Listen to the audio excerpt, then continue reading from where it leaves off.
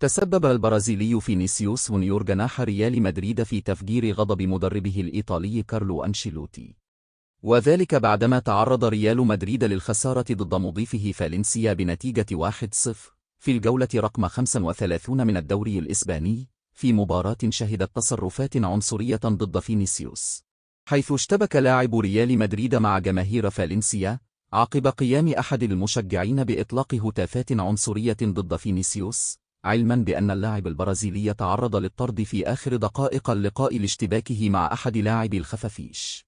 لينفجر كارلو أنشيلوتي غضبا خلال مؤتمر صحفي قائلا: لا أريد التحدث عن كرة القدم، لكنني أريد التحدث عما حدث، فلقد كان الأمر واضحا تماما.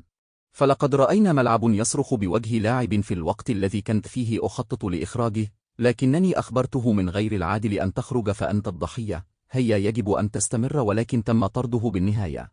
وتابع: مسابقة الليغا بها مشكلة عنصرية، فلا يمكنهم الصراخ على فينيسيوس ومناداته بالقرد، كان يجب أن تتوقف المباراة في هذه اللحظة، فلا توجد طريقة أخرى. وأضاف: إذا تم استدعاء لاعب ما، وكان على المدرب للتفكير في استبداله، فهناك خطأ في مسابقة الدوري الإسباني، وما حدث غير مقبول مع فينيسيوس.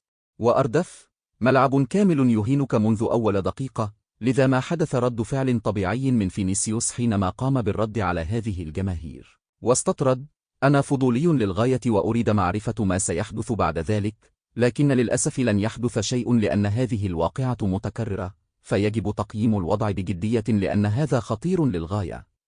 وأتم أنشيلوتي قائلا: التحكيم أعطى فينيسيوس بطاقة حمراء بعد تدخلات بعدوانية، إن الليغا كما قلت لديها مشكلة بهذه العنصرية، فبالنسبة لي فينيسيوس أهم لاعب بالعالم وكان يجب إيقاف المباراة.